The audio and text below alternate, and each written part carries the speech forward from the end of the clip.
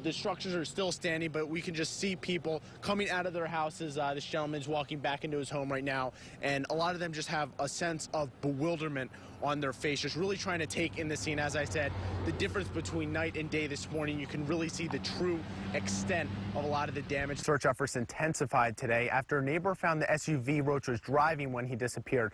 Earlier this morning, county deputies began looking about a quarter mile into this wooded area behind me, but they haven't been able to find any trace. Buffington's sentence was set to end in 2018, but now he faces additional escape charges. Police say that he was last seen wearing his white prison jumpsuit and say if you happen to see him, do not engage him, but call police immediately. Oddly enough, people here in Brinkley say they actually want more rain. One of the longest lasting after effects has been this stench from all this stagnant water, and the people around here say one more good shower should clear most of it away. Interestingly, they're pretty dormant. I mean, they're pretty much just giant, big, scaly teddy bears. You know, I'm just petting this guy and he's not really moving, but you know, they'll occasionally hiss at you. So I'm going to try to stay safe here, and I'm going to toss it back to you guys in the studio. Neighbors think that putting in more speed bumps will be the best way to control the issue, because they say the current ones are too far away from the stop sign to do any good.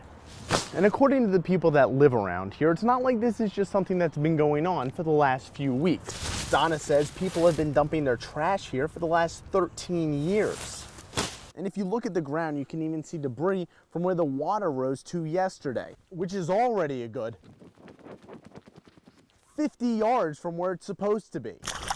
And the poor weather doesn't just affect farmers' timing. It causes grass to grow, which can compete with the crops for nutrients.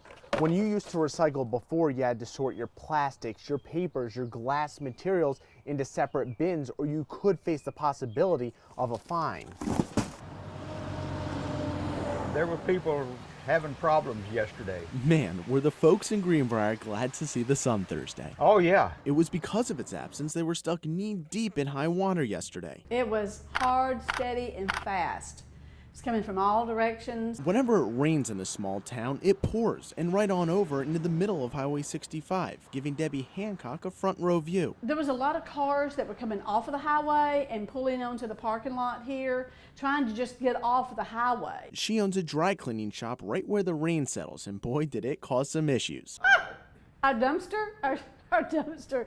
Well, it's located on the side at the back of our building. And we were about 2 minutes into this rainstorm, and it just went flying past our parking lot, and it lodged out near the ditch. Debbie says it took almost 5 people to move it back, but Debbie and her dumpster weren't the only ones. The auto repair shop right behind her had 12 inches of rain flowing through it, so much that even the police and fire departments had to be called. Oh, I mean, that area down there, when it comes rain as hard as it did yesterday, it's a problem. Everyone was okay and no major damages were reported, but next time Mother Nature comes knocking, the town could expect much of the same. No, I'm just glad I survived. So, kids first, grown-ups second. There was once a time long ago. It symbolizes a time of yesteryear. Before video games, before computers, when things were much more Of simple enjoyment.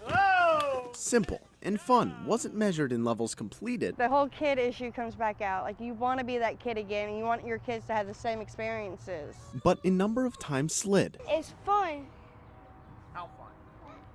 Amazing. 9-year-old Anthony Carroll still gets it. You're bouncing off the slide like on water, like you're on a raft or a boat, like bounce, bounce, bounce. The rocket slide has served as a symbol in the community since 1969, but when a few teens decided to set it on fire in January, those little simple pleasures went up in smoke. My husband and I were very upset about it. I was like, We couldn't understand why somebody would want to mess up something that was historical for our generation. how can that kid do that? These were the images the day after the fire. I actually heard the news story that vandalism had taken place. The same day, Jean Hyde decided to take action. And all I could think was, I went down this slide as a child. I loved this slide. Jean reached out to the community, collecting more than $6,700. It's the people. It's the people's slide. It's the people's money. With that, Gene, help me. We will officially open the rocket slide. So let's go.